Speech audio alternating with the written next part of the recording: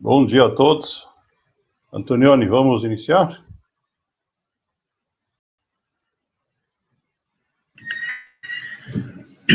Bom dia. Sim, podemos iniciar. Eu acho que estamos aguardando aí aumentar um pouco o nosso quórum, mas podemos ir dando início, sim, né? Bom, eu gostaria, então, inicialmente de dar as boas-vindas virtuais a todos vocês, agradecer pela presença, né, nesse evento que estamos organizando hoje, esse webinar da Brafip, onde abordaremos, então, o trabalho que estamos desenvolvendo sobre a criação de uma agenda estratégica de pesquisa e inovação para o nosso país, né? A Brafip é uma associação civil sem fins lucrativos. Ela foi criada em 2015, final de 2015, como resultado aí de 2 projetos internacionais com recursos oriundos da Comissão Europeia, né? O primeiro projeto foi o projeto FIRST, o segundo projeto chamou-se Conecta 2020, todos eles projetos multipaíses, né, incluindo países europeus e países da América Latina. Então, a Brafip nasce como parte desse movimento internacional que tem como foco o desenvolvimento de consórcios, a criação de consórcios ou juntar organizações de todos esses países, e inclusive de mais de um desses países, com o objetivo de se desenvolver, de se fazer pesquisa, desenvolvimento e inovação de forma colaborativa, né? Então, esse é o grande pilar, né, a grande missão da SoftSul, da Brafip, desenvolver, então, consórcios e recursos humanos e competências e capacidades para esse tipo de operação. Esse trabalho que estamos fazendo aqui hoje, ele é bastante relevante para o país, porque pretende-se com isso fazer um trabalho que reúne tanto a academia, quanto o setor privado, quanto o governo, com o objetivo de se criar, de se organizar, né, de forma inteligente, uma agenda estratégica que nos permita, então, estabelecer diretrizes para concentrar recursos, para concentrar, enfim, competências, conhecimentos em torno daqueles eixos principais destinados a orientar a pesquisa e a inovação no nosso país. Nós temos hoje mais de 100 pessoas inscritas nesse nosso encontro, já estamos agora em mais de 30, e recebemos inscrições de todo o Brasil, né, do Rio Grande do Sul aí até o norte. E eu gostaria, então, inclusive, de citar, né, algumas pessoas que eu já não sei se estão presentes ou não, mas que se inscreveram, fazendo um destaque especial aí para o Lucas Ribeiro, que é secretário de Ciência, Tecnologia e Inovação de Campina Grande, na Paraíba. Também na Paraíba, o professor Newton, que é diretor-geral da Fundação Parque Tecnológico, João Alberto Leite, do Sebrae Paraíba, e fazer destaque também para a nossa representante da SBC, da Sociedade Brasileira de Computação, a Rosana Andrade, que tem sido uma colaboradora também nesse trabalho da SRA, a SBC, que é uma das fundadoras, uma das associadas fundadoras da Abrafip, né? Então, agradecer aí a todos pela presença também, e se mais alguém tivesse, identificarmos que deverá ser citado ao longo aí da apresentação, até o final faremos os devidos registros. Gostaria de informar a todos, né, que por uma questão aí de produtividade, bom andamento do nosso trabalho hoje, nós vamos manter os microfones de todos fechados. É claro que cada um tem a autonomia de abrir o seu microfone no momento que achar conveniente, né? Mas, para evitar ruídos estranhos, dado o grande volume de pessoas que estarão participando aqui, nós vamos manter os microfones fechados. Com relação às perguntas, né, nós pedimos a gentileza que essas perguntas sejam, então, registradas no chat, né? Nós estamos monitorando aqui o chat, e ao final da exposição, que será feita pelo nosso presidente, Roberto Maier, então nós passaremos a responder as perguntas e, eventualmente, a trocar alguma ideia, né, que surja, enfim, que seja importante a gente discutir. Eu agora vou já de imediato, então, passar a palavra para o nosso presidente, Roberto Maier, que também fará, né, a exposição da proposta desse trabalho. Roberto, por favor, a partir de agora é contigo. Brasília, uma coisa que me chamou. Muito obrigado, Antonioni. Muito bom dia a todos. É um prazer enorme estar aqui com tanta gente num momento tão complicado como nós estamos vivendo, para pensar juntos aí no futuro da pesquisa, desenvolvimento e inovação no Brasil, né? Esse trabalho de construção de uma agenda estratégica é um trabalho que, com essas características, ele é inédito, nunca foi antes feito alguma coisa desse tipo no Brasil, e isso, obviamente, representa um desafio a mais.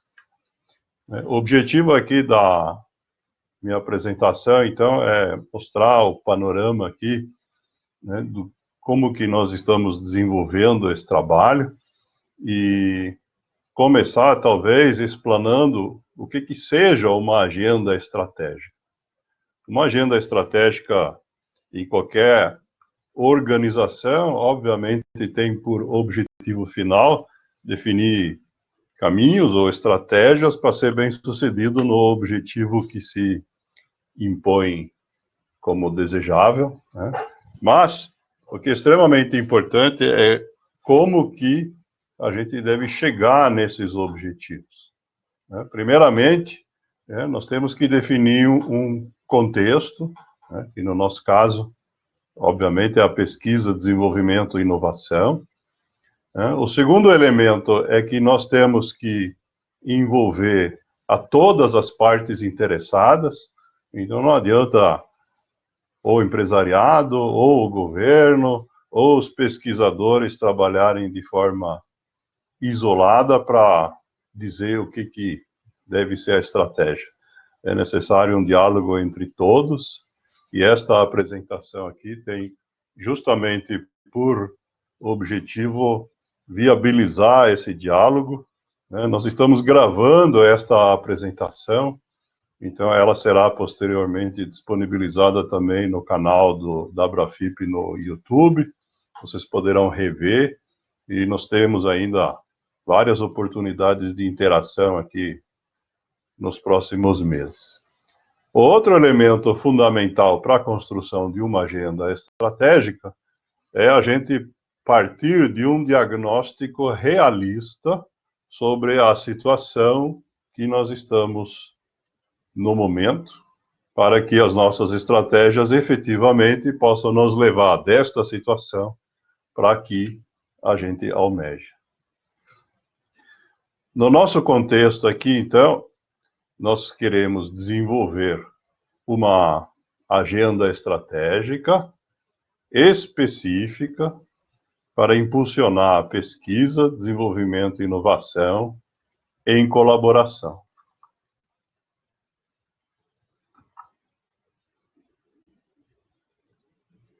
Estão me ouvindo?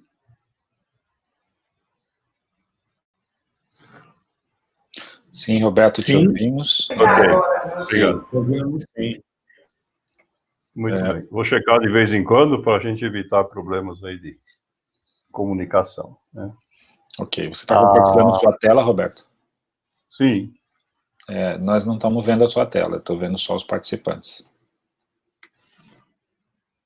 A minha tela está compartilhada dentro da minha imagem.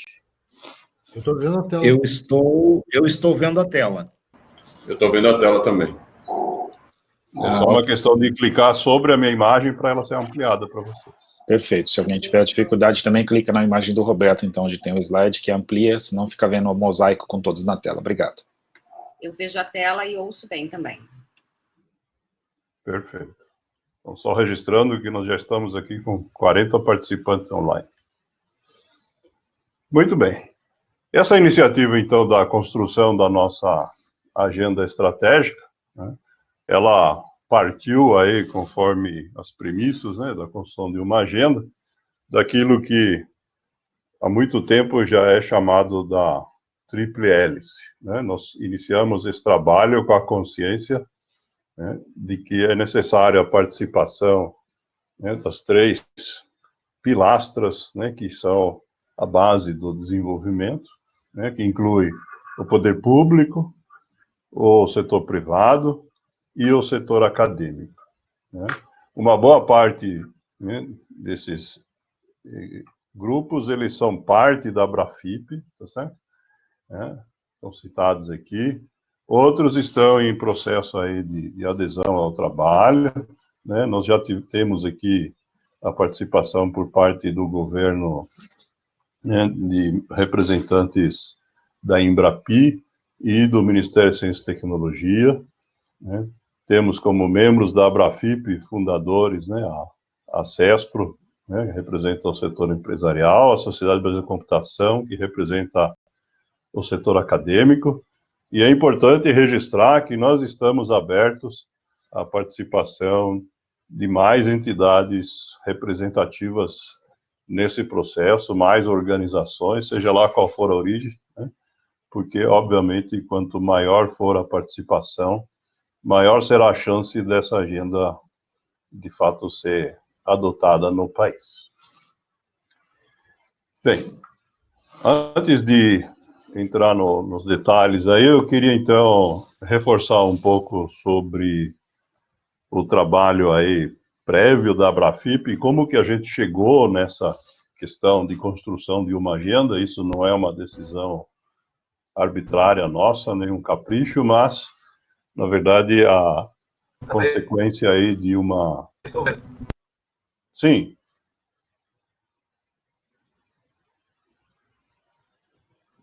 De uma consequência de um trabalho que vem de longa data, né?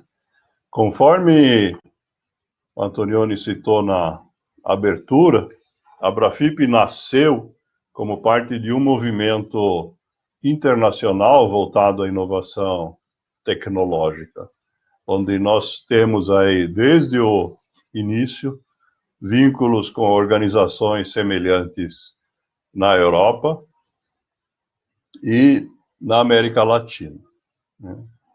A gente tem, dentro desse trabalho aí, né, o Antonioni citou na abertura, 2 projetos específicos onde alguns de nós participamos, né? Esses projetos, já tem aí o FIRST, né, já vai para quase 10 anos, né? Ele permitiu, inclusive, né, na época eu era presidente da ALET, a Federação Ibero-Americana de Entidades de Tecnologia, e nós fizemos um trabalho institucional lá que em 2011 permitiu, né, que as empresas da América Latina também participassem das chamadas de inovação europeias, assim como já acontecia na época com alguns outros países de outros continentes, né?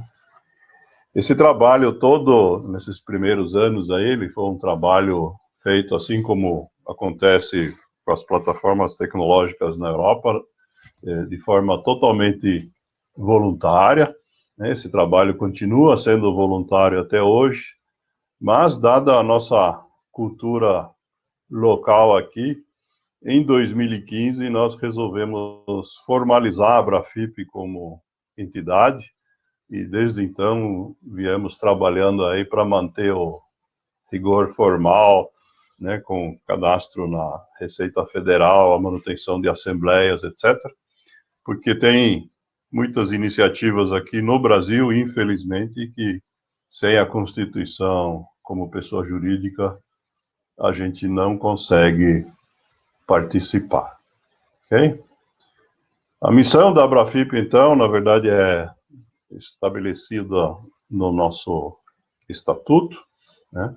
Mas ela determina que no contexto da Tríplice Hélice, nós devemos fomentar a capacidade de inovação do país em todos os setores da economia que sejam intensivos no uso de tecnologia, por meio da colaboração, seja ela nacional ou internacional, né? Tem aqui a imagem do estatuto, para provar que isso não é discurso, isso está formalizado efetivamente.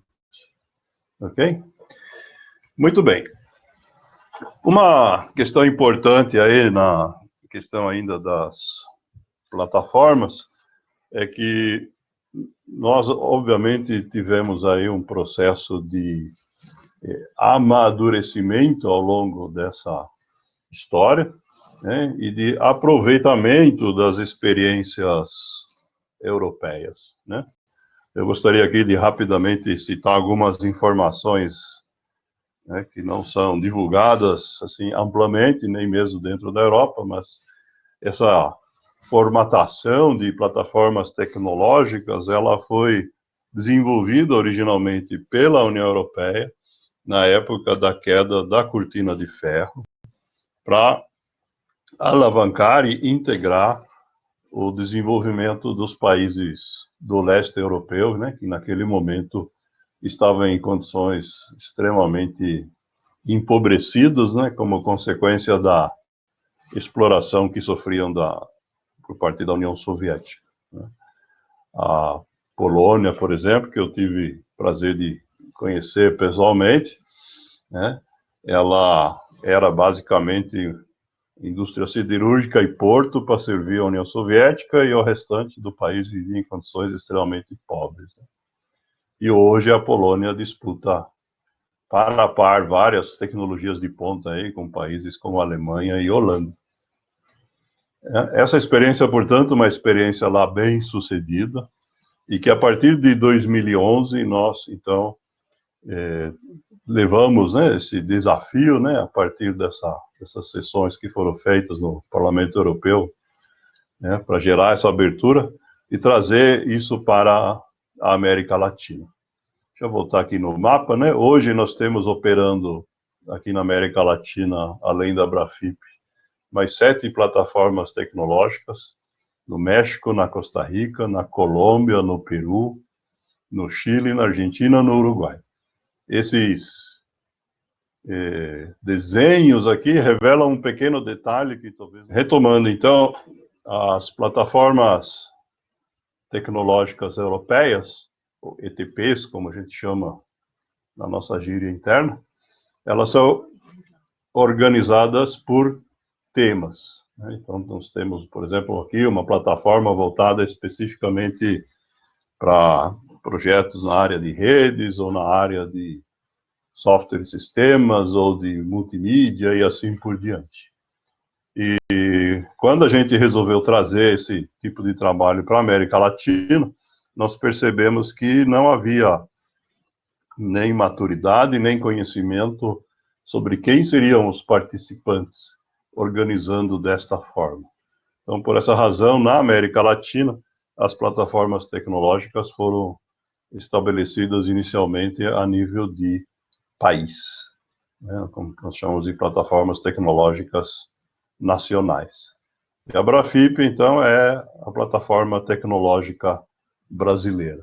Essa iniciativa que nós estamos apresentando hoje, né, que é um trabalho que já tem um ano que começou, né, de apresentar uma proposta para uma agenda estratégica para o nosso país, ela é baseada nas metodologias desenvolvidas na Europa, né? Nós queremos aqui, como objetivo dessa agenda, então, propor um conjunto de medidas e iniciativas que possam, de fato, mudar de maneira significativa a realidade que nós temos no país em relação à pesquisa, desenvolvimento e inovação em colaboração.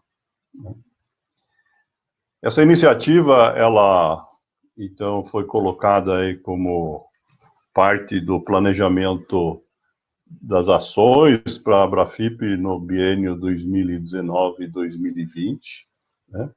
Nós começamos a trabalhar já nisso no ano passado, e seguindo a proposta de metodologia, nós criamos um comitê, nós usamos o nome que os europeus usam, o Steering Committee, do qual nós temos aqui hoje representados a maioria dos participantes aqui no webinar, né?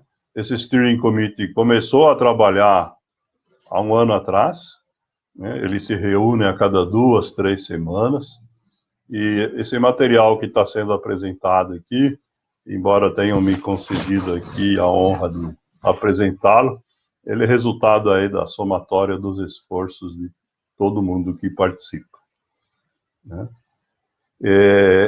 A primeira coisa que a gente precisa, né, quando a gente vai desenvolver um trabalho desse tipo, né, conforme foi apresentado no início, é a questão do diagnóstico, né? E a primeira coisa, então, que nós fizemos foi olhar para o passado, porque no Brasil nós já tivemos diversas iniciativas que tinham esse objetivo, né? Nós temos algumas listadas aqui, né, mas que, na nossa visão, não surtiram os efeitos desejados, né? O Brasil continua, até hoje, sendo um dos países que tem um grande déficit na balança de pagamentos em relação aos produtos de TICs de uma forma geral, né? E esses projetos que nós estamos citando aqui, eles foram descontinuados, né? Além disso, né, nossa participação aí de longa data em entidades do setor nos permite afirmar que a participação não foi, em geral, baseada no conceito da tríplice hélice para a elaboração desses projetos, mas partiu principalmente do governo, né? Eu posso testemunhar, porque participei, né, na época que eu fiz parte da gestão da Federação ACESP, a nível nacional, o lançamento do programa TI Maior em 2012, né? 3 dias antes do seu lançamento, o governo trouxe para nós e disse, olha, é isso que nós vamos lançar, o que vocês acham? Né? E, obviamente, nesse prazo aí, depois de meses deles trabalhando, nós não pudemos exercer grande influência sobre o que foi publicado, tá certo? A questão, então, é a seguinte, né? Para a gente poder, de fato, permitir a participação de todos, né, e a gente poder fazer isso de forma transparente, no início dos trabalhos, o Steering Committee definiu pela criação de um repositório público, onde todos os documentos que a gente fosse desenvolvendo estão disponibilizados de forma livre para acesso só para leitura e para download, né? Vocês têm aí no slide o endereço, bit.do/SRA Brasil 2020 repositório, e se vocês quiserem o QR Code ali embaixo, quiserem fotografar ele com o celular de vocês, não precisa nem escrever, ok? Eu vou rapidamente, aqui nos próximos slides, mostrar para vocês um pouco do que temos lá dentro e um pouco também das conclusões, né, a que esses documentos nos levaram, né, para completar esse diagnóstico da nossa situação atual, ok? A primeira coisa que nós fomos buscar elementos sobre exemplos de construção de uma agenda estratégica. E aí, obviamente, como a experiência maior vem da Europa, onde, como já foi dito antes, as plataformas são temáticas, então a maioria dos exemplos que nós encontramos da Europa tem esse perfil, né, de serem aplicadas a uma vertical específica, né?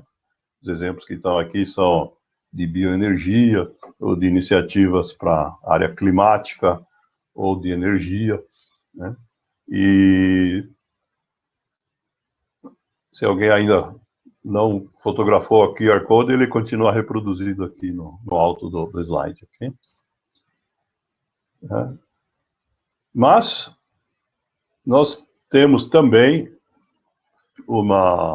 um exemplo aí de uma agenda estratégica desenvolvida pela plataforma tecnológica mexicana, que publicou a sua estratégia em 2016. É um documento bastante grande, tem algumas centenas de páginas, onde eles fizeram um trabalho semelhante a esse que estão fazendo. A questão principal aqui, né, que precisa ser citada para a gente, no processo de construção da nossa, está propriamente na capa aqui, não sei se dá para visualizar através da internet, mas eles acabaram criando, apesar de resolver esse, entre aspas, esse desencontro entre o formato temático das plataformas europeias e o caráter nacional das plataformas na América Latina, eles optaram por criar grupos temáticos de trabalho.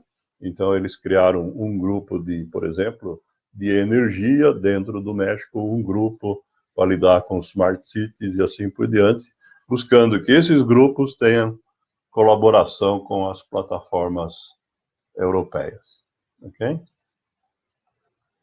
Continuando aqui com o nosso diagnóstico, né, no Brasil somos bastante ricos em diagnósticos, na verdade somos muito mais ricos em diagnósticos do que na implementação de iniciativas, e aqui tem alguns exemplos de documentos aí que foram elaborados nos últimos menos de 2 anos, né? Então, nós temos aí, por exemplo, estudos encomendados por Ministério, pela Amprotec, né, que são estudos detalhados sobre a nossa capacidade instalada em parques tecnológicos, sobre a nossa capacidade de pesquisa pura nas universidades, né? E nós temos à esquerda aqui esse documento mais feinho visualmente, um documento que foi lançado pelo Tribunal de Contas da União, poucas semanas depois que a gente deu início a esse trabalho, onde o Tribunal de Contas levantou aí para o governo federal o problema de que a estratégia de utilização de recursos para a inovação por parte do nosso governo federal poderia ser otimizada, porque nós temos hoje, dentro do governo, inúmeras iniciativas em ministérios e instituições diferentes e que não são sincronizados, né, que não se falam entre si. Isso, obviamente, gera um desperdício de recursos humanos, de recursos financeiros, e que se em 2019, né, já era fato, né? Hoje, com a situação que a gente atravessa aí, onde há necessidade, obviamente, de descarregar uma quantidade muito grande de recursos na saúde e na própria manutenção do funcionamento da economia, isso se torna ainda mais imperativo. Outra fonte de documentos que nós fomos buscar foram análises de políticas públicas feitas pelo setor acadêmico sobre a implementação de políticas públicas para o desenvolvimento em ciência, tecnologia e inovação. Aqui tem documentos que vêm, né, da Academia Brasileira, tem documentos que vêm em estudos comparativos com outros países, né? A gente tem aí um universo bastante grande e tem, inclusive, estudos como esse que está sendo a capa aqui no meio, né, que é um estudo conjunto que foi patrocinado pela União Europeia, né, na verdade pela Comissão Europeia, que é o órgão executivo da União Europeia, junto com a OCDE, né? Esses organismos internacionais também vêm há muito tempo desenvolvendo documentos para suportar seus países membros, né? E nós temos aqui, por exemplo, já em 2015, um documento da OCDE falando do imperativo da inovação. Cada 2 anos eles publicam um relatório dentro do que está acontecendo dentro dos países membros, né? E no ano passado, as Nações Unidas, né, que inclui não só os países mais desenvolvidos que estão na OCDE, mas todos os países do planeta praticamente, fez uma análise criando um framework, né, um modelo para a revisão de políticas públicas nesse sentido, ok? Na questão específica aí daquela iniciativa da União Europeia junto com a CDE, nós identificamos esse projeto aqui chamado STEEP Compass, né? Compass é bússola em inglês, né? STEEP é a sigla de ciência, tecnologia e inovação, né? As políticas, né? Em inglês as palavras vêm na ordem invertida, né? Que faz uma análise, então, de como que isso está sendo desenvolvido no conjunto aí dos países que são membros da OCDE, nos países membros da União Europeia, né, que eram 28, agora são 27 com a saída do Reino Unido, mas na análise eles mantêm o Reino Unido, e eles incluíram alguns outros países que não são membros da OCDE nessa análise, né, como vocês devem visualizar aqui, inclusive o Brasil, Israel, né, e alguns outros países aí, a Turquia, que não são membros da OCDE, ok?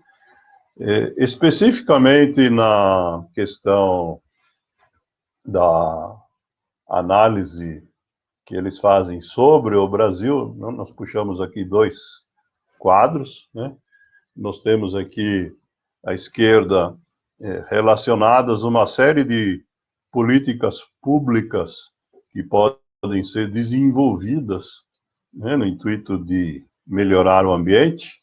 Então, começa aqui, por exemplo, com financiamento de centros de excelência, a criação de redes colaborativas, a isenção de impostos, e se vocês vão lendo aqui, nós temos, inclusive, aqui um dos itens aqui, é a construção de uma agenda estratégica nacional, né? Não vou aqui detalhar o quadro todo, né? A apresentação nós estamos fazendo também vai estar disponível no repositório logo mais. A gente tem aqui a escala desses quadradinhos à direita, na verdade, indica o volume de investimentos que o país faz em cada uma dessas iniciativas. Então, na primeira coluna aqui, até $1 milhão, depois vai de 1 a 5, de 5 a 20, 20 a 50, 50 a 100, 100 a 500, mais de 500, né? E as 2 últimas colunas são não se sabe ou não é aplicável, quando aquela iniciativa não existe, né? E aí chama a atenção, né, essas caixinhas pretas, justamente, né, que não existe no Brasil ainda a agenda estratégica, que é o que nós estamos aqui propondo a criação, e não existe um serviço amplo de informação, de bases de dados sobre o próprio sistema de inovação, né? A outra questão que é bastante fácil aqui de verificar olhando é que o número de caixinhas que estão pintadas, né, conforme a gente avança aqui no nível de investimento, né, se contar o número de caixinhas na vertical, ele vai diminuindo muito rapidamente. Ou seja, né, nós temos aqui apenas 5 iniciativas que recebem um aporte significativo de recursos, né? Falar aqui em investimentos de 5, 20 milhões ou 50 milhões de dólares num país do tamanho do nosso é realmente inexpressivo. A outra questão que o STIP Compass analisa é quem é o responsável por cada uma das iniciativas mapeadas. E nós temos aqui um quadro que mostra que, se de um lado, como é de se esperar, o Ministério de Ciência e Tecnologia é o que é responsável pelo maior número de iniciativas desse tipo no Brasil, do outro lado, ele coordena apenas 1/3 do total de iniciativas que existem no país. E essa é a prova numérica daquilo que o TCU apontou, né? Se todas essas iniciativas não se conversarem e tiverem no mínimo uma coordenação para saber quem está fazendo o quê, certamente nós estamos jogando recursos fora. Ok? Nossa técnica continua tudo ok? Estão ouvindo? Roberto, uma sugestão, eu não sei se você está transmitindo em SD. Os slides, para mim, está chegando com baixa definição, tá? E tem um certo atraso na troca dos slides. Não sei se é o link. Ok, obrigado.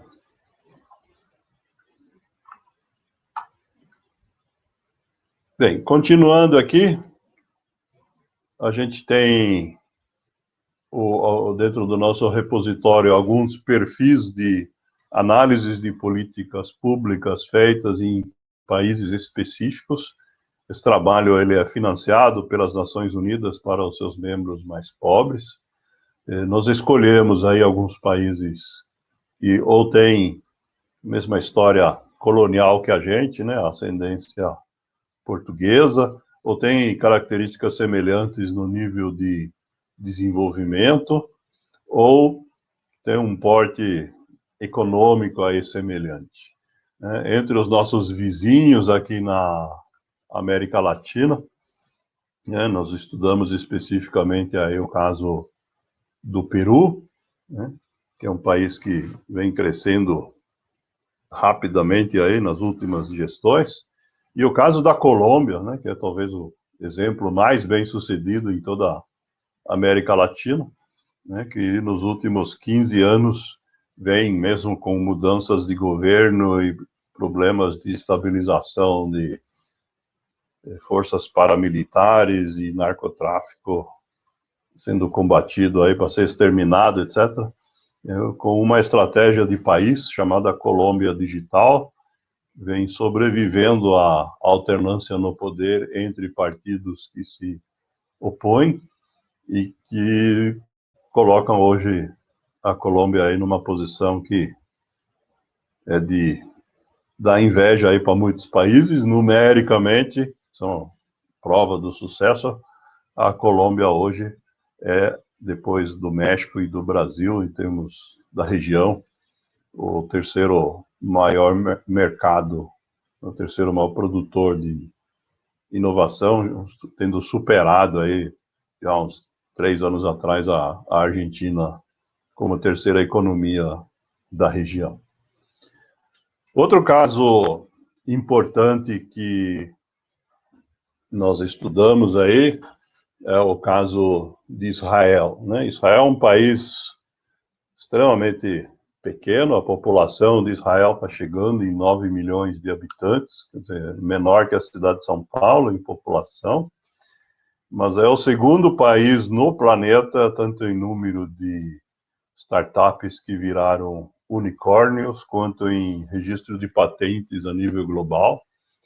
E esse estudo, né, isso é uma coisa que aqui no Brasil a gente detectou há alguns anos, mas nesse trabalho aí nós identificamos, por exemplo, que os europeus já tinham feito essa identificação em 2006, ou seja, praticamente há 15 anos eles já vinham monitorando o que estava acontecendo lá, né? Uma questão recente e extremamente importante do nosso ponto de vista, né, é que Israel criou uma Autoridade Nacional de Inovação, né, que é como se fosse uma agência reguladora com o objetivo de monitorar a inovação como política de Estado, né.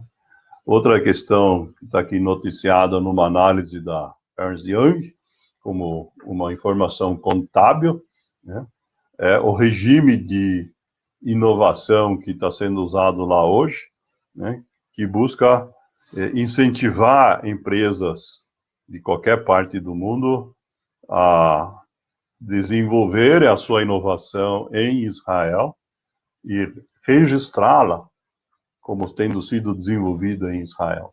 Esse é um dos problemas que nós temos aqui. Nós temos diversos laboratórios aí de empresas de capital estrangeiro, mas que registram as suas inovações de forma globalizada pelas suas matrizes ou por meio de outros países e acaba não redundando em benefício do registro da propriedade intelectual para o Brasil. Ok? Finalizando aqui a questão do repositório, né, nós temos também dentro dele uma quantidade de documentos, artigos escritos aí por diversos pensadores e vídeos, né, colocando aí uma análise pessoal da situação, do que precisa ser feito para melhorar esse ambiente, né. Nós fomos, inclusive, gratamente surpreendidos no mês de agosto do ano passado, durante a reunião do terceiro trimestre do ano da Federação ACESP, né, da qual a Brafip é membro. Nós tivemos a presença do ministro Marcos Pontes e o discurso dele, né, que o vídeo está disponível também no repositório, e ele abordou essa temática aí, mesmo sem a gente ter combinado nada anteriormente com ele, né? Tem muitos pontos aí de convergência, né? Fora isso, a gente tem sendo trabalhado dentro do governo algumas iniciativas, né, que a gente identificou.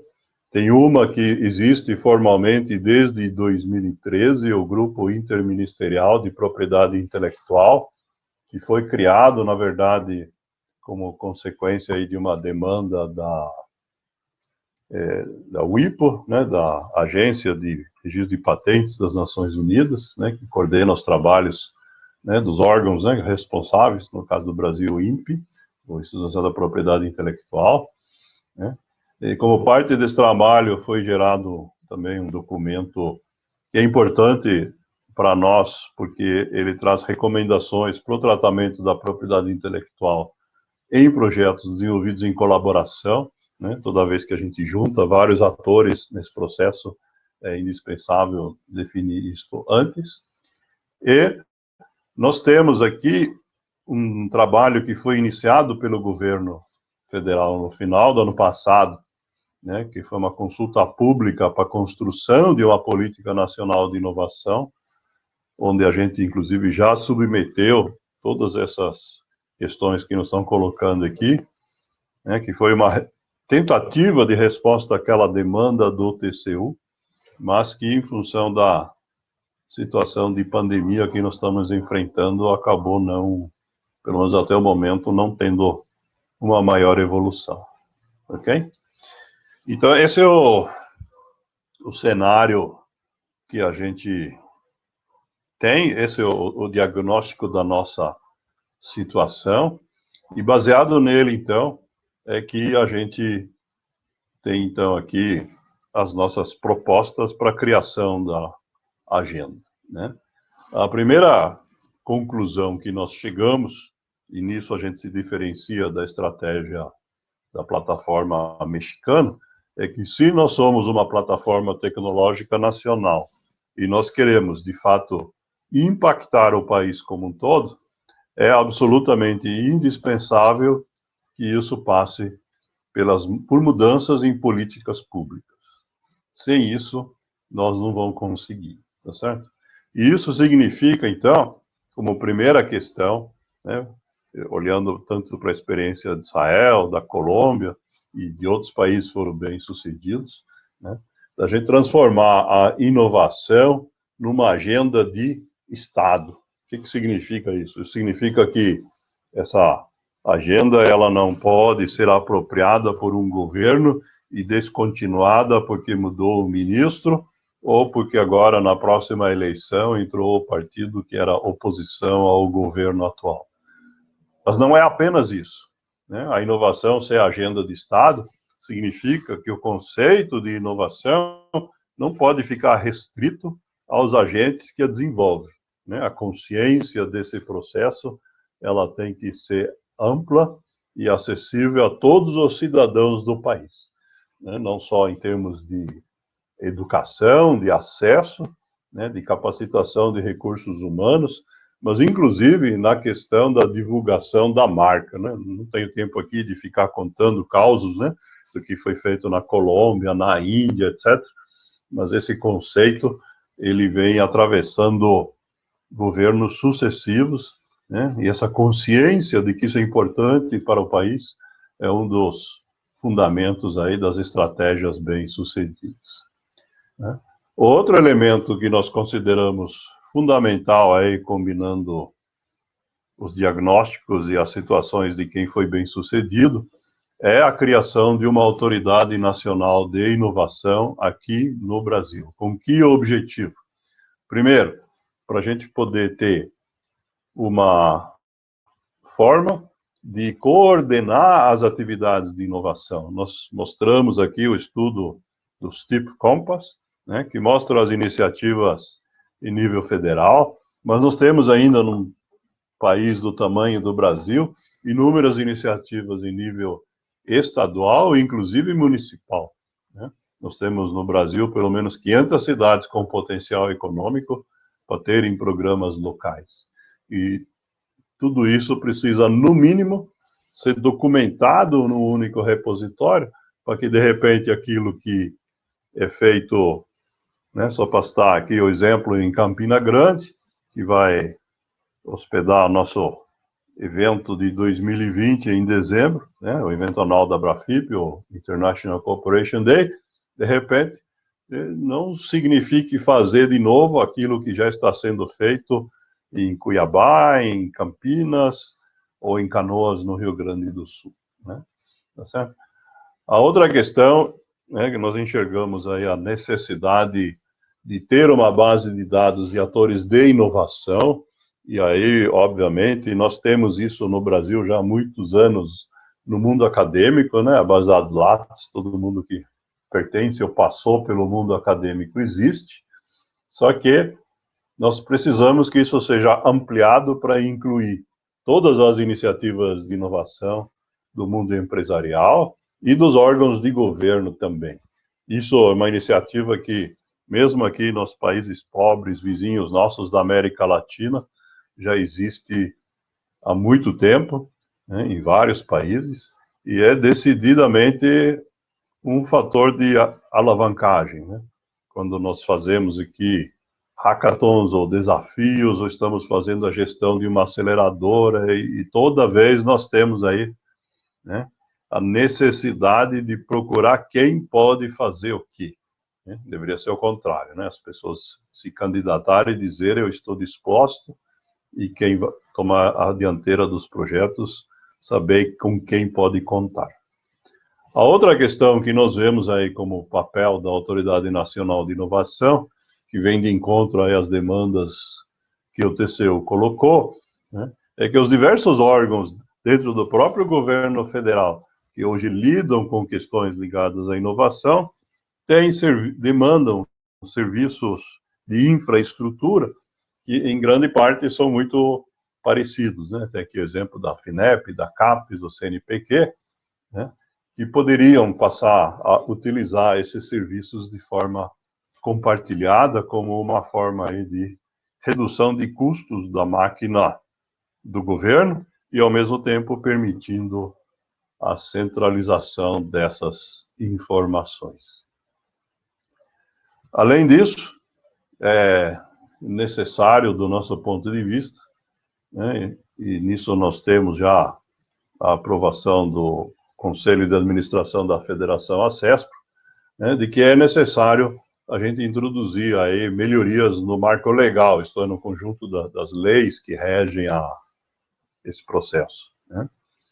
A questão da propriedade intelectual é talvez a questão mais delicada, porque nós temos, né, subscrito aí inúmeros acordos internacionais sobre isso, mas a questão fundamental aqui, do nosso ponto de vista, é que nós devemos tirar o foco da questão de geração de empregos ou da geração de receitas por parte de empresas, sejam elas nacionais ou estrangeiras, e trazer esse foco para a propriedade intelectual, porque a propriedade intelectual é que vai garantir empregos e receitas a longo prazo, né? Nós tivemos aí inúmeros exemplos de empresas que vieram atraídas por políticas mais simples e que, num determinado momento, simplesmente abandonaram suas bases no país porque receberam uma oferta melhor de um outro país, né? A outra questão que precisa ser reformulada e que também é delimitada aí pelas regras da Organização Mundial do Comércio é a utilização das compras públicas como alavanca de inovação. E aqui a gente tem dois conceitos importantes, né? O primeiro é que as compras públicas, da forma como elas estão hoje estipuladas na Lei 8666, ela pressupõe que a licitação sirva como uma vacina contra entregas incompletas ou a falha, né, de entregas, né? Que a contratação, com todos os cuidados que a lei propõe, de fato garanta o resultado desejável, né? Isso é uma coisa que a gente sabe que na realidade não acontece, certo? Isso não acontece nem no governo, nem no setor privado, que supostamente tem um nível de governança melhor ou igual, né? Então, a gente precisa de, na verdade, incluir nesse processo de compras públicas, assim como hoje é feito por muitas organizações privadas, um percentual mínimo que seja alocado para essas compras de produtos vindos do universo de startups, que tem um risco maior, tá certo? Mas que é parte da realidade que a gente enfrenta, né? Então, o que nós propomos aqui, que alguma coisa aí na faixa de alguns poucos pontos percentuais do orçamento de compras públicas seja reservado na própria lei de licitações para compras junto ao ecossistema de startups. E a outra coisa que está relacionada a isso, né, é que nós precisamos aí de usar um sistema, como nós já temos, inclusive, um exemplo bem sucedido aqui no Brasil, que é o sistema de alocação desses recursos. Nós gostaríamos que ele seguisse o mesmo modelo que foi adotado no caso da Embrapi, né, que é membro aqui do nosso comitê, onde os recursos que vão ser alocados para essas contratações, eles não só estão reservados, como já estão disponíveis numa conta, né, no banco, no momento em que a contratação acontece. Por que isso é necessário? Porque nós não podemos submeter as startups que participarem de um processo desses às regras de pagamento do governo federal, né, que faz um empenho na hora da contratação e faz os pagamentos para os seus fornecedores na medida que o caixa do Tesouro decide que tem a disponibilidade de recursos, né? É comum quem vende para o governo saber que muitas vezes os pagamentos demoram muito e num momento de crise como esse nós estamos enfrentando, inclusive, isso é ainda muito pior, né? Certo? Então, esse é o conjunto de iniciativas aí que nós temos propostas, mapeadas até o momento, e para finalizar, então, e abrir aí para perguntas, debate, etc., né? Só mostrar aqui mais um último slide, né?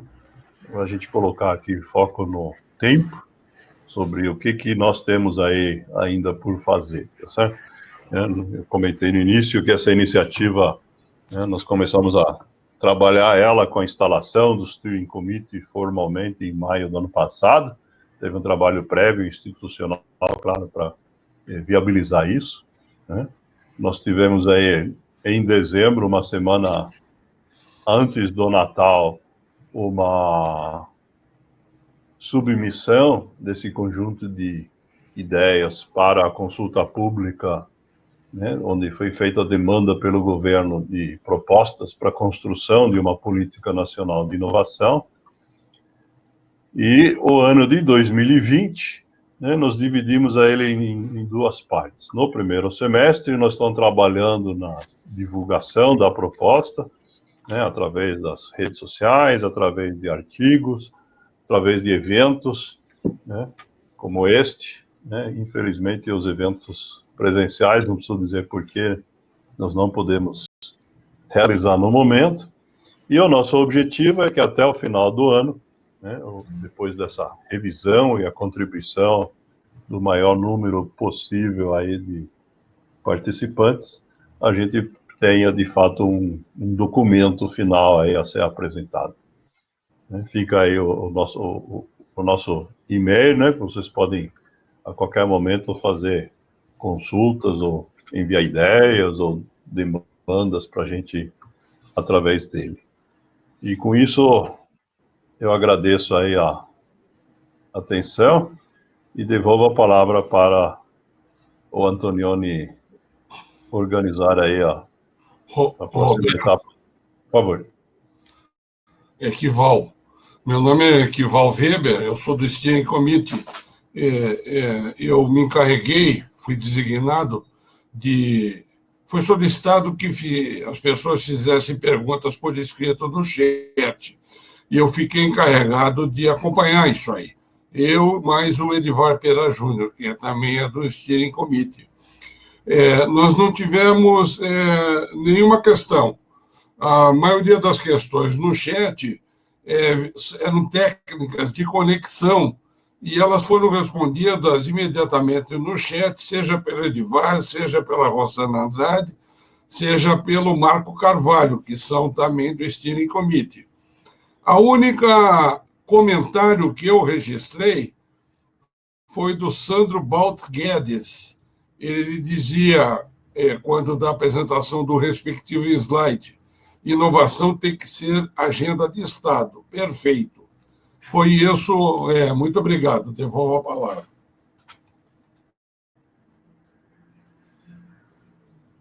Ok, Sandro, quer complementar de viva voz?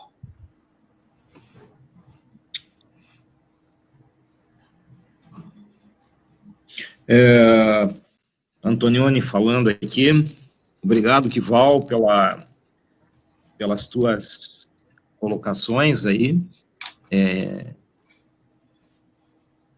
Eu gostaria, então, acho que de agradecer ao Roberto, né, nosso presidente, pela apresentação feita, e expôs com um nível de detalhe bastante grande todo o trabalho que vem sendo realizado e as propostas que fazem parte do bojo da construção dessa agenda estratégica para o nosso país, né, como uma agenda realmente de Estado, né, e não vinculada a programas de governo. Nós não estamos falando aqui de política pública, nós estamos falando aqui de uma agenda de Estado focada no desenvolvimento tecnológico, na pesquisa e inovação, de forma transversal para todos os setores da economia do nosso país, como uma forma de competitividade, de fortalecimento enfim, da nossa economia. Entendo que houve poucas perguntas, ou, quer dizer, na verdade, não houve, né, conforme dito já pelo Kival, mas eu gostaria, então, nós temos um tempo, né, de provocar um pouco aqui o debate de forma, por vós, né, começando aqui, talvez, pelo próprio pessoal do Steering Committee, né, faria aqui uma provocação para a Rossana, para que ela, em nome da SBC, traga a visão, então, de como a academia percebe a importância desse tema para o nosso país. Rossana, por favor. Oi, bom dia a todos. Bom, a SBC, ela quando se manifestou como representante, né, da Brafip, entende que a gente tem que se inserir nessas discussões, e para a gente estar trabalhando em cima da construção dessa política, tem sido importante, porque é uma forma da gente inserir no meio desses atores, né, no caso do governo, das empresas e da sociedade, e trazer um pouco essa nossa visão para dentro da discussão. Então, na medida do possível, né, a gente tem participado aí das reuniões e das discussões. O Lisandro, que foi o presidente anterior da SBC, tem participado como suplente também, e sempre que possível a gente estende, né, as discussões para o grupo atual da diretoria, cujo presidente é o Macedo, o professor Macedo, da UFBA, para que a gente possa ter sempre a visão da academia dentro das discussões, né, que não difere muito da visão dos outros atores que a gente tem dentro da Brafip. Então, assim, na realidade, o que a gente tem tentado? Trabalhar para que a gente atinja, né, o nível de inovação dos outros países, né, como foi citado aí na apresentação. É isso. Perfeito. Nessa linha, então... Como? Se puder, eu queria depois fazer um pequeno comentário. Então, justamente, você era a próxima pessoa que eu ia passar a palavra, Alexandre. Por favor, te apresenta aí, e acho que você tem também um papel importante aí no estado da Paraíba, vinculado a esse tema da inovação, seja pela tua vinculação aí com as universidades, enfim, com esse ecossistema de inovação, seja com a tua participação até como conselheiro, enfim, de ter o vínculo com o SEBRAE e outras organizações. Então, por favor.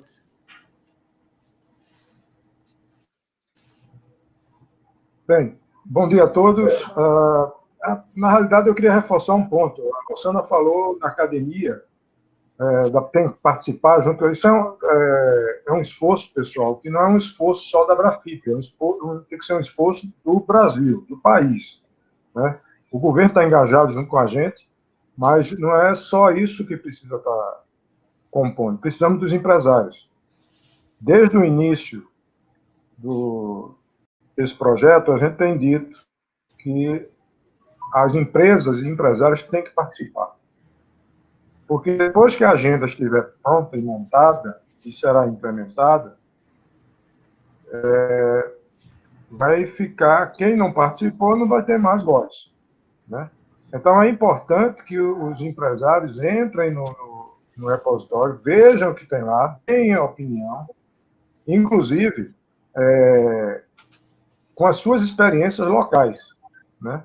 Eu acho que o Roberto foi bem feliz na hora que ele falou que isso está no Brasil todo. Isso não é só uma ideia na cabeça de algumas pessoas. A gente tem um comitê que tem uma certa restrição no número de pessoas, por motivos óbvios, você não dá para fazer uma assembleia, mas a gente precisa de contribuições, inclusive de quem produz. Né? Afinal, na questão, por exemplo, de complementares, não é o próprio governo que vai vender para o governo. É as empresas que vão vender para o governo. Então, precisa dessa participação das startups. E isso é, talvez, um fator que as empresas, até pelo seu dia a dia, também pelo seu tamanho, elas não entendem que tem que participar dessas coisas. Né? Então, fica aqui a minha convocação, e aí, como empresário do setor de TI há mais de 30 anos, reforçando isso, as empresas têm que participar, principalmente as startups. Então, eu peço a quem participou desse webinar hoje, que passe isso adiante para os seus grupos e fale da importância de visitarem a nossa base de informações, lá foi deixado colocado aí por Roberto, e que também deem sugestões, né, para não pecar, inclusive, por omissão. Era isso. Obrigado pelo tempo, Antonioni.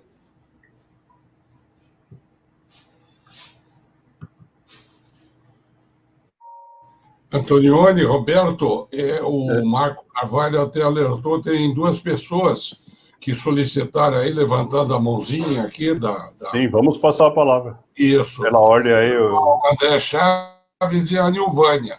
E, okay, da minha parte, registrar uma intervenção do Marco Barcelos. Parabéns pela apresentação de ciência, tecnologia e inovação. Ciência, tecnologia e inovação são importantes para o desenvolvimento do país, isso é sabido. Porém, não se observa um aumento nos gastos em P&D há anos, entre 1,2% e 1,3% do PIB. Estimular o capital privado é o grande desafio. Falta coordenação da esfera pública e agilidade para conseguir mudar esse desafio. Passo a palavra.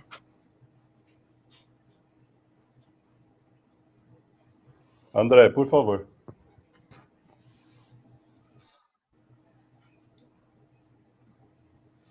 André Chaves, nos ouve? A palavra é sua.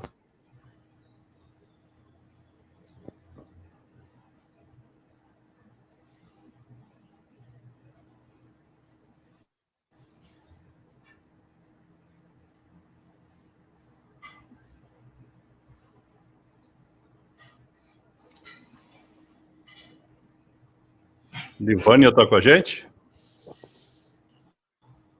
O André respondeu que está com problema no áudio e vai entrar pelo celular. Ok. Vamos, enquanto isso, passar a palavra para outra pessoa. Nilvânia Silva.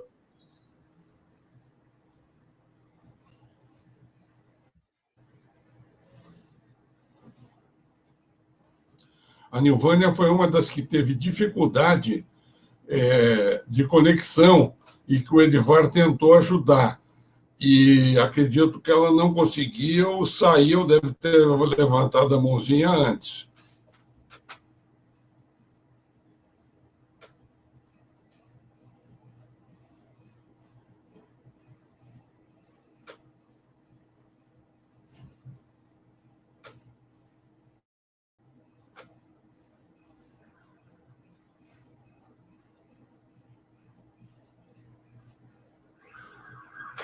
Roberto, tem essa questão do Marco Barcelo, que está aí no chat.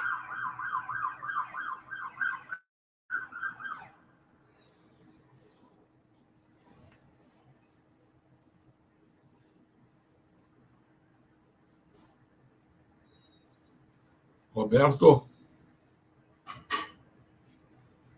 Me escuta, Roberto? Antonioni, me escuta? Sim, Tival, estou te escutando muito bem. Estamos ouvindo. Acho que o Roberto não está ouvindo.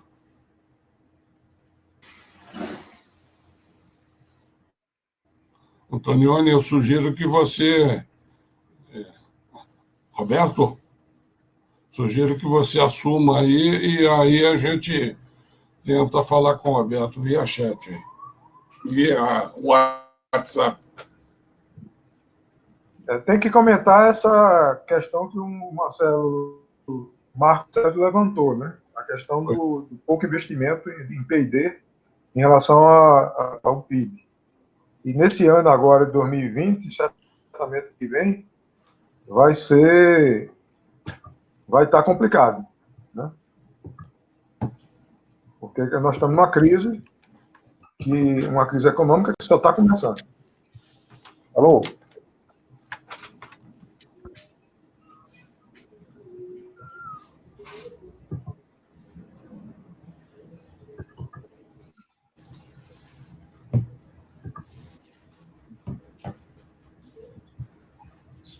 Escutam agora? Antonioni? Agora Sim, escuta. Roberto, agora estamos escutando. Ok. Quem estava falando?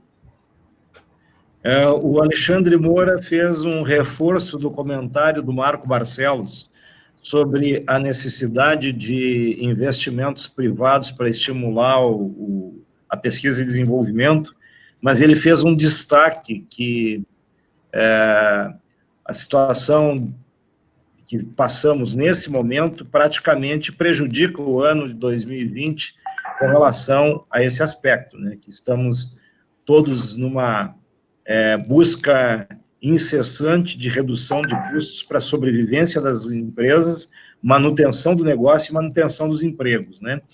E acaba isso se tornando meio que uma prioridade, né? A sobrevivência como uma prioridade. Mas, assim, é importante que, ao paralelo com a prioridade, a gente não perca esse objetivo de busca também pela inovação, porque, inclusive, essa busca pela inovação poderá resultar num melhor desempenho, né, diante desse contexto que estamos vivendo, né? Então, é isso. Acho que o grande desafio agora é a gente saber dosar, né? Até que ponto nós nos preservamos, né, para a manutenção de negócios e empregos, e até que ponto se pode ousar um pouco investindo na pesquisa e desenvolvimento para a busca de inovação, inclusive para fortalecer esse processo de retomada do crescimento. Antes do Roberto falar, continuo acompanhando o chat, Marco Barcelo voltou a... O Marco está dizendo que... Voltou a postar. Fui da FINEP por vários anos e atualmente sou da KPMG. Agradeço o comentário e fico à disposição para contribuir com os debates futuros. Obrigado pelo webinar. Passo a palavra.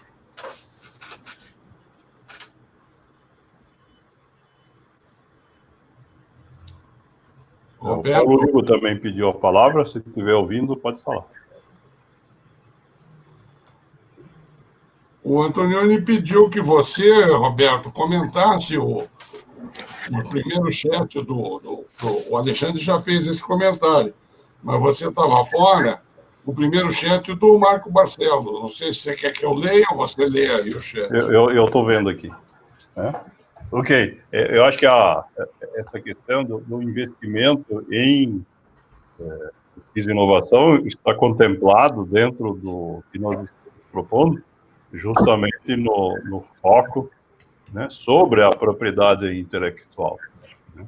Porque o volume não aumenta porque nós estamos vivendo, ao longo dos anos aí, uma situação, digamos, inercial, e não houve iniciativas para focar nisso, né?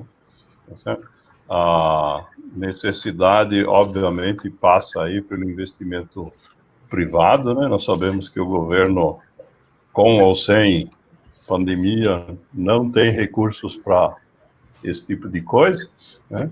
E já que estou com a palavra, eu queria complementar o comentário do Antonioni, né?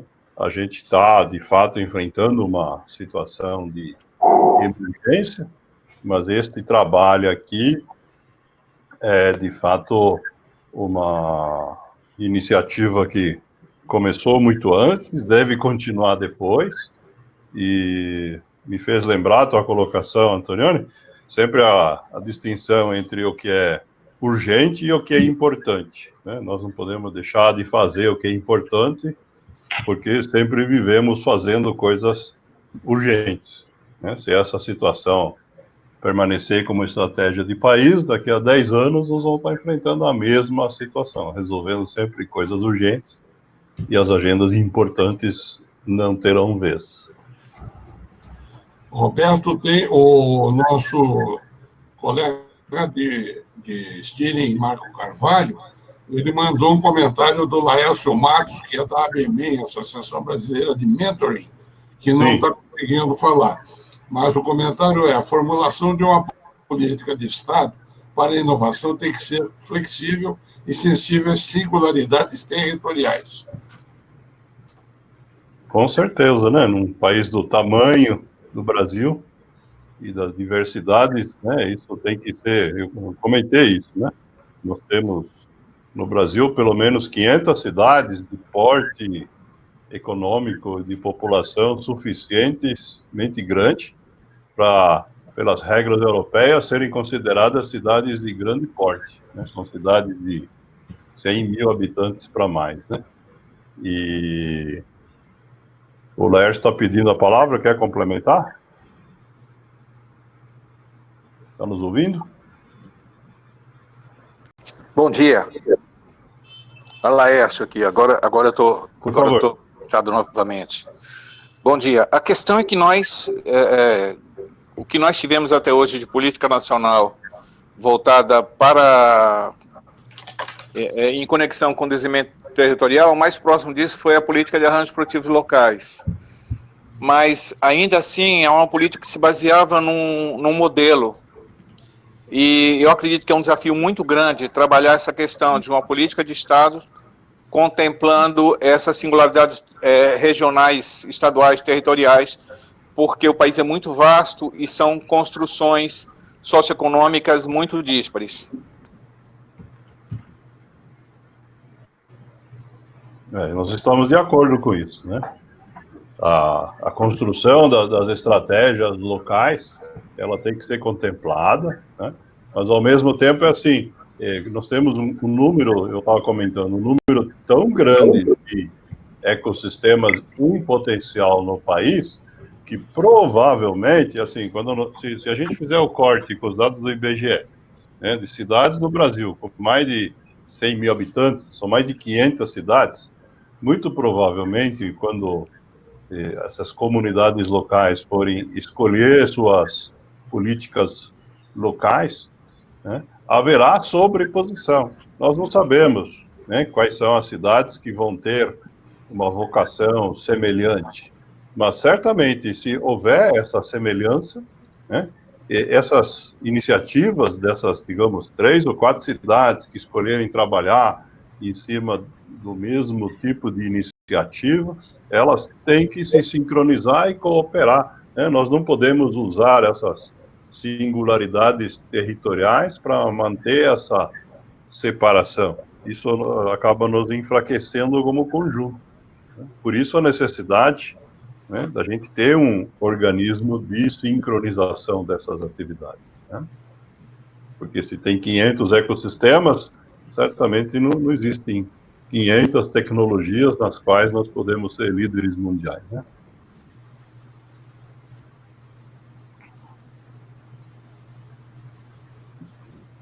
Quer comentar, Lércio? Perfeito.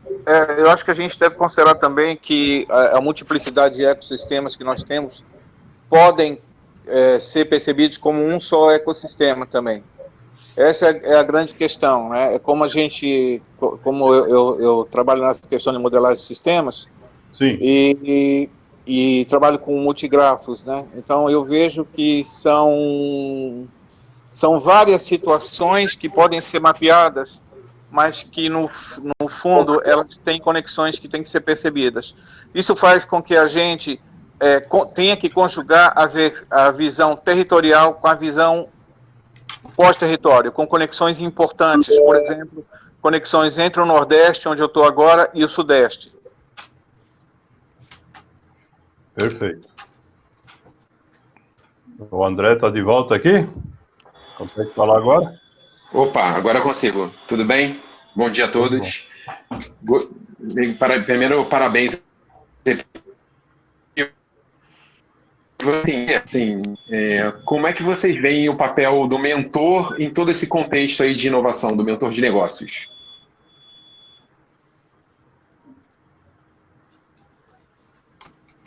Marco, quer falar?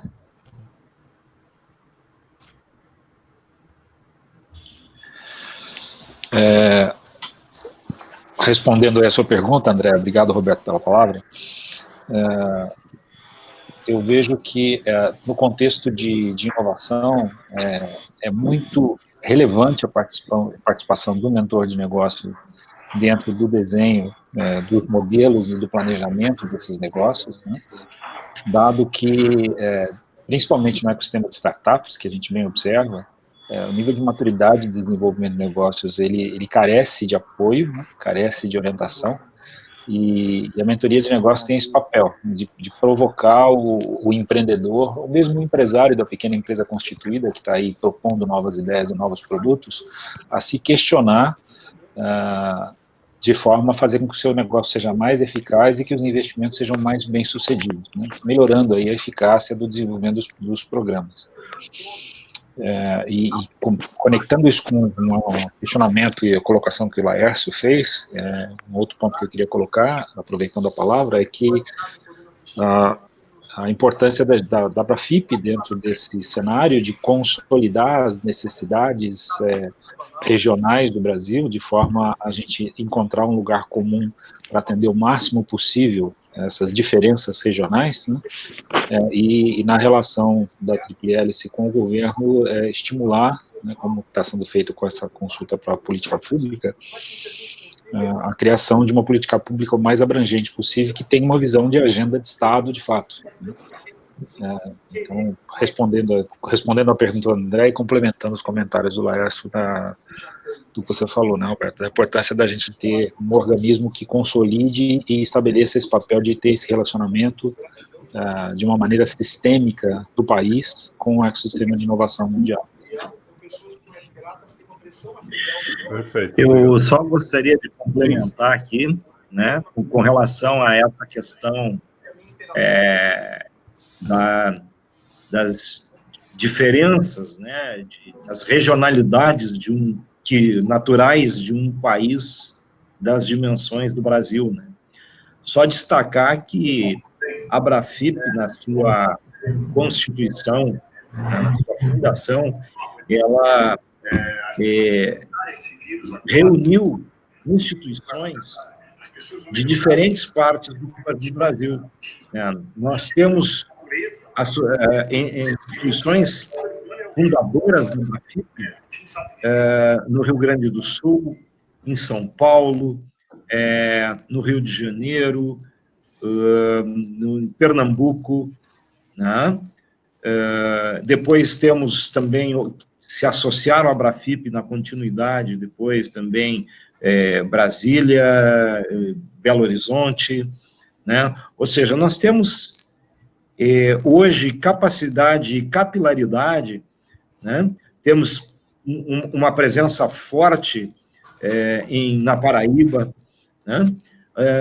Com isso eu quero destacar que nós temos hoje uma capilaridade, uma capacidade de entender, né, esses diversos ecossistemas que se complementam, que têm especificidades, é verdade, suas regionalidades, né,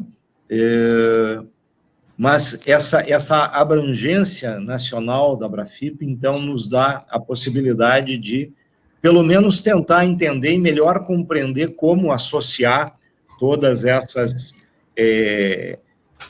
diferenças de forma complementar, gerando, então, também novas possibilidades de inovação. Só um complemento aí que eu queria fazer. Passo de novo para o Roberto. Mais alguém pediu a palavra aí. Laércio, fui eu. Avante. Bom, primeiro eu quero elogiar essa iniciativa da Abrafip, tá? Toda instituição que procura, desta maneira, ter uma visão sistêmica e nacional, merece todos os elogios, tá? Nós, da ABMEN, estamos tentando fazer algo no mesmo sentido. No momento que nós temos alinhamento de propósito, essas interações estão muito bem-vindas, tá? Com relação ao papel do mentor nesse processo de enredamento, eu vejo duas maneiras. Primeiro, que o que nós estamos falando aqui é num alinhamento de propósitos. No alinhamento a política nacional bem estabelecida, ela alinha os propósitos regionais, territoriais, com todas as singularidades, como uma praticidade nacional. Neste sentido, o mentor ele é um indutor do comportamento. Então, como nós temos uma associação que está compreendendo essas singularidades regionais dentro do país, o mentor de negócios, então, ele passa a ser um grande parceiro indutor desse desenvolvimento. Além do mais, quando eu falei que nós temos conexões, tanto internas como conexões externas, que são muito importantes, o negócio é uma conexão, e o mentor de negócios é um fortalecedor dessa conexão. Então, ao mesmo tempo, ele induz o comportamento do processo da rede ou do ecossistema e fortalece as conexões internas.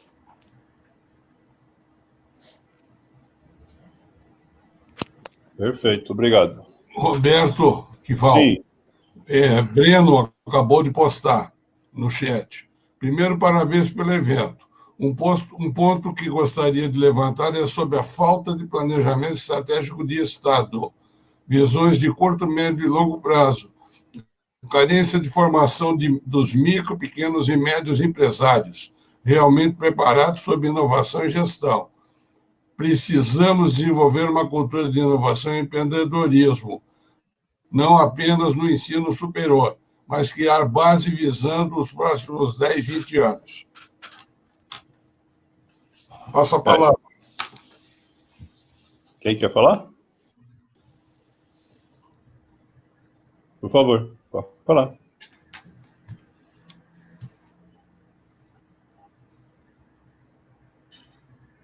Bom, vou comentar então a colocação do Breno, né? Obrigado aí pelos elogios, né? Essa questão de planejamento estratégico de Estado, de fato, é uma das nossas deficiências enquanto país. A nossa capacidade de influenciar o processo político é relativamente mais difícil do que a gente trabalhar apenas o tema de inovação. Agora, a questão que você levanta do desenvolvimento de uma cultura, de uma educação, né? Eu fui bastante breve aqui na apresentação, mas isso está contemplado dentro das nossas propostas, quando a gente coloca aqui a inovação como agenda de Estado, e nós falamos na capacitação de recursos humanos para a inovação em todos os níveis, né? Então, isso significa, né, que essa tua preocupação, né, da gente capacitar e disponibilizar hoje capacitação online está ao alcance basicamente de qualquer um, portanto o Estado também pode fazer isso, ou pode contratar isso, inclusive de startups, né? Tá certo? É só uma questão de vontade e de sincronia, né? Mas a gente tem, na verdade, o maior custo, né, de um processo desses é a mesma coisa que aconteceu aqui com o nosso webinar, né? O maior desafio hoje não é gerar o conteúdo, mas fazer ele circular. E nisso você tem toda a razão, quem tem mais poder para fazer isso é o Estado. Tá certo? A criação dessa cultura é, sem dúvida, fundamental. No setor de tecnologia, nós temos uma boa parte dos empreendedores que ainda têm resistências, então é bastante simples de imaginar que nos setores que fazem uso menos intensivo dela, essa dificuldade seja pelo menos igual. Kival, diga. Roberto, o Bárbara Hartz, assim, antes de ler o que ela posta, muito na chat. Pela iniciativa e pela orientação. Tem uma comunidade de inovação com mais de 2 participantes à disposição para contribuir com a construção de uma política de Estado de inovação. E ela dá o link para essa comunidade.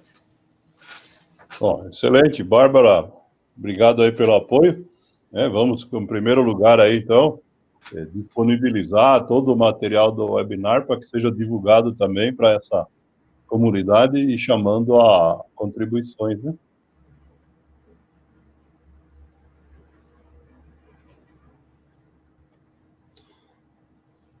Ela respondeu com certeza no chat. Renato Volpe, também meu amigo da ASR. Tenho que sair devido a um compromisso que surgiu há pouco. Grato pelo webinar e pelo convite de participação. Abraço a todos. Muito obrigado pela presença.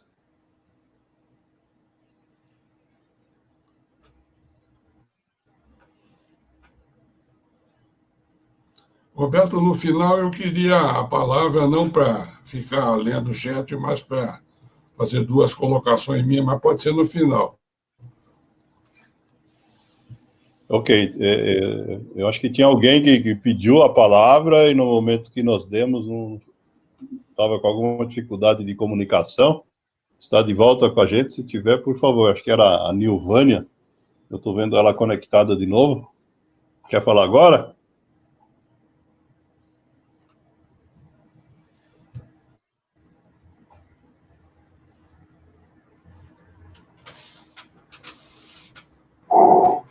Só precisa tirar o seu microfone do mudo, Nilvânia.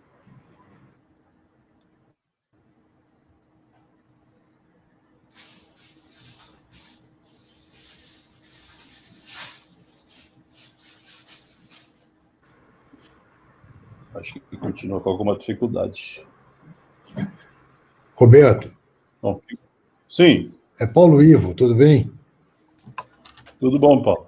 O seguinte, eu não sei se você sabe, mas eu represento a BIPT e a BINE, o PD Eletron. Sim. E nós fazemos um encontro semanal dos ICTs associados ao IPD Eletro e à BINE, que são 30 ICTs, os maiores ICTs que recebem recursos da lei de informática.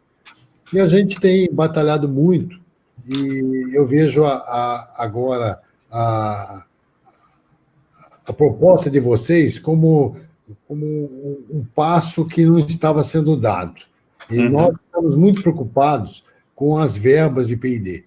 Então, seja a verba de lei de informática, como a ANEEL, como a ANP, elas estão sendo tiradas e colocadas para suporte à Covid. No caso da energia, isso tem um impacto muito grande, e nós temos feito vários manifestos aí, e colocados na mídia, com apoio de várias instituições. Agora, nós conseguimos o apoio ontem da CNI, tá? E de mais a Firjan, então a BIPT está encabeçando isso para poder sair com uma proposta, colocando que os ICTs fazem P&D no Brasil, fazem inovação, tá? Para atender as empresas, lógico, mas que sem dinheiro não se faz nada. Tá? Então, eu só queria registrar a nossa presença, nosso apoio. O seminário foi muito bom, tá, de vocês, e agora conseguir trabalhar, e a gente pode conversar depois numa segunda oportunidade, para ter um apoio de vocês nessa empreitada, porque todo apoio é necessário, e aí vai conseguir recursos para todo mundo, porque tirar os recursos só, tem muita gente se aproveitando disso. Tá? Então, não cabe aqui destacar detalhes da energia, que já não aplica os recursos, porque não faz P&D, e agora vai pegar o dinheiro de volta e ficar 5 anos sem jogar em P&D. Então, são pontos que a gente tem trabalhado entre nós, e está sendo complicado. E agora tem mais esse boato que, não sei se você está acompanhando, que o cargo do astronauta está em... Sim. Então, só para registrar a nossa presença, dar parabéns pela iniciativa, tá? E deixar registrado que a gente gostaria muito de trabalhar em conjunto com vocês. Perfeito. Vamos conversar mais em privado depois. Tá, mas eu vejo uma sinergia imediata, né, com essa questão que foi citada antes, entre o importante e o urgente, tá certo? Sem dúvida. É um pouco a fábula da galinha dos ovos de ouro, né? Tá certo? Na hora que a gente está com fome, né, fica com vontade de comer a galinha, né? Certo? Tudo bem. Essa lição é antiga, né? Mas acho que precisamos lembrar alguns dessa história, né?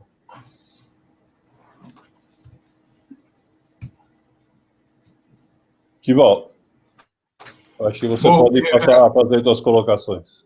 São duas observações, aliás, são duas solicitações, 2 pedidos que eu faço para você responder. O primeiro, você falou muito rapidamente que a Abrafip ela foca em pesquisa, desenvolvimento e inovação colaborativa. Eu pediria que você explicasse um pouco melhor esse conceito e as ações anuais da Abrafip nesse sentido. Uhum. Né? E a última, assim, é quando você encerrar, voltasse aquele último slide teu de próximos passos, para reforçar os próximos passos, que a gente está aguardando contribuições, além dessas que já vieram, que a gente vai fazer uma nova versão, aí, uma atualização desse draft, né, da agenda estratégica. É isso, Roberto. Muito obrigado. Parece que alguém estava querendo entrar também. Sou André Chaves, de novo.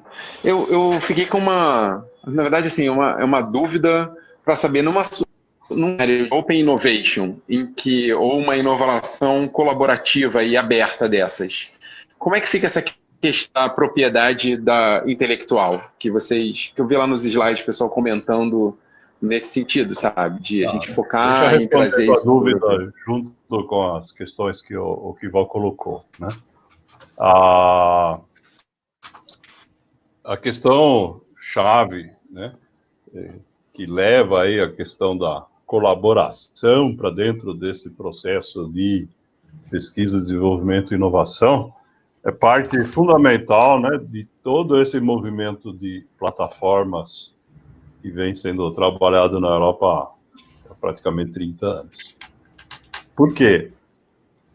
Pela mesma questão aí que, né, nós todos sabemos, né, que as boas ideias, elas, quando combinadas com outras boas ideias, dão mais que 2 boas ideias, né, aquilo que nós chamamos de sinergia, né. Ao mesmo tempo, o próprio ambiente tecnológico, ele fica cada vez mais complexo, mais componentes, e é cada vez mais difícil para uma única organização, independentemente do seu porte, dominar todos os componentes necessários para, de fato, produzir uma inovação, né? Sei lá, só para dar um exemplo, né? Os europeus, né, como parte de toda essa estratégia, quando eles têm investido ao longo dos anos aí dezenas de bilhões de euros em chamadas de inovação, tem como um sonho, não escrito, mas falado em muitos discursos dentro do ambiente europeu, de que desse processo possa surgir competidores, né, de origem europeia, que possam enfrentar grandes empresas americanas como Google, Facebook ou Microsoft, de igual para igual, tá certo? Hoje, se a gente for pensar, né, nenhuma empresa sozinha vai conseguir, né, em pouco tempo, dominar tudo que precisa para isso, né? Isso passa necessariamente pela somatória de competências, tá certo?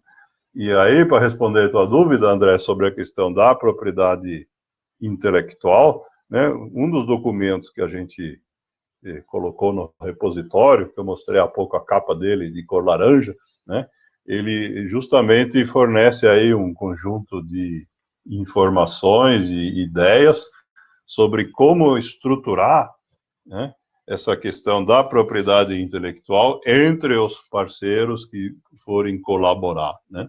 Inclusive, quando a gente se inscreve para participar de um projeto que vai receber fundos, né, no caso aí da União Europeia, eles exigem que esse acordo, né, sobre a propriedade intelectual faça parte da proposta. Não importa se refere aos recursos que cada um está aportando para a iniciativa, então, no caso, pode ser propriedade intelectual que os parceiros, ou um deles já possua uma determinada tecnologia ou determinada patente, ou mesmo sobre o resultado do que aquele projeto vai produzir, né? Então, esse acordo, ele tem que ser construído como parte do processo de elaboração do projeto, se for para ter subvenção europeia, né? Então, se esse tipo de subvenção for de outro tipo, isso, pelo menos até o momento, não é exigido, mas é um processo certamente chave, né, para que essa colaboração ocorra de forma transparente, equitativa e, o mais importante de tudo, né, para a gente evitar que lá no meio do caminho surjam conflitos entre os parceiros, né, que se transformem num obstáculo para o êxito dessas iniciativas, né? E aí, complementando a colocação que o Val fez, né, nós temos trabalhado aqui pela Brafip, né, foi comentado aqui, né, o Campina Grande como sede do nosso evento desse ano, né, nós fazemos uma vez por ano um evento bastante importante chamado International Cooperation Day, né, nós usamos a sigla INCODAY para se referir a ele. Ele vem sendo feito anualmente desde 2016, se não me falha a memória. Ele é um evento itinerante, já ocorreu em São Paulo, já aconteceu no Recife, já aconteceu em Campinas, né? Já tivemos outros eventos com a mesma metodologia, né, em outras cidades, em Belo Horizonte. Então está aberto aí para quem quiser aí se candidatar para sediar futuros eventos, né, está aberto. E a outra questão que nós desenvolvemos em paralelo, no sentido de fomentar a construção desses projetos em colaboração, é o que nós chamamos de a nossa chamada de ideias, que é uma iniciativa que nós começamos em 2017, né? Nós estamos, neste momento, abrindo a chamada de Ideias 2020, a 4ª edição, né? Que é, na verdade, um chamado aí a todos os atores do sistema de inovação, sejam eles não só dos elementos aí que criam a tecnologia, mas, inclusive, existe a possibilidade de que haja demandas de ideias por parte de quem quer comprar ou usar a tecnologia, mas não tem isso disponível, né? E essa chamada de ideias, nós publicamos ela anualmente, não só em português, mas em espanhol e inglês também. É dali que vem os apoios internacionais que vocês devem ter visto aí no rodapé da chamada do webinar, né? Nós temos aí a participação de diversas instituições e plataformas de fora do país. E através dessa chamada, então, os participantes colocam as suas ideias, né, para o desenvolvimento de projetos em colaboração, né? As melhores ideias são colocadas para serem apresentadas nos eventos, né? Felizmente ou infelizmente, a gente não consegue fazer isso para todos, porque o número de inscritos, ele tem, já nos últimos 2 anos, passado de 100, então não é possível, num evento aí de um dia, ou mesmo que a gente ampliasse para 2 dias, dar oportunidade a todos, mas a gente faz um processo aí de seleção prévia, depois esses projetos são apresentados, e a gente busca, através de todos os membros aí dos diversos comitês e do conselho diretor da Brafip, auxiliar essas iniciativas a que, de fato, se concretizem, né? Nós não temos tempo aqui de contar aí detalhes, mas nós já temos aí alguns casos de sucesso, né? Então, esse é o ambiente aí que a gente está, digamos, do ponto de vista operacional, buscando construir, e nós vamos aí, usando as informações de contato que vocês deram para o webinar aí nos próximos dias, passar para todos vocês também por e-mail, para que tenham conhecimento aí da chamada 2020.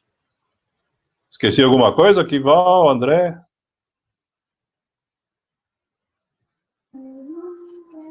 Não, para mim está bem respondido. Obrigado. Para mim está ok também, é só esse slide aí que faltou você responder. Eu já coloquei ele no ar, vocês estão vendo? Isso.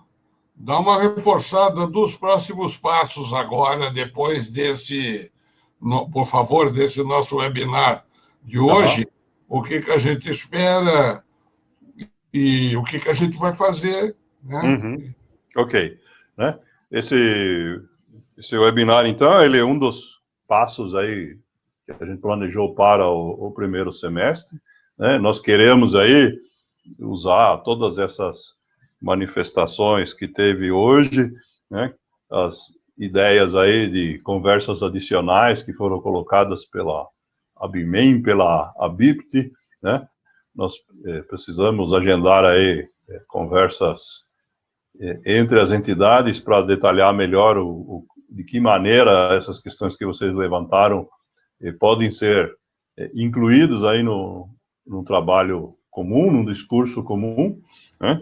E possam eventualmente, inclusive, encontrarem espaço dentro do nosso trabalho no segundo semestre em relação a essa agenda estratégica, né? Porque nós queremos que até o final do ano essa iniciativa de fato gere um documento de referência, né, que possa começar a ser trabalhado a nível político por todas as entidades que estiverem apoiando, subscrevendo e levando isso às autoridades e trabalhando para que isso seja de fato concretizado.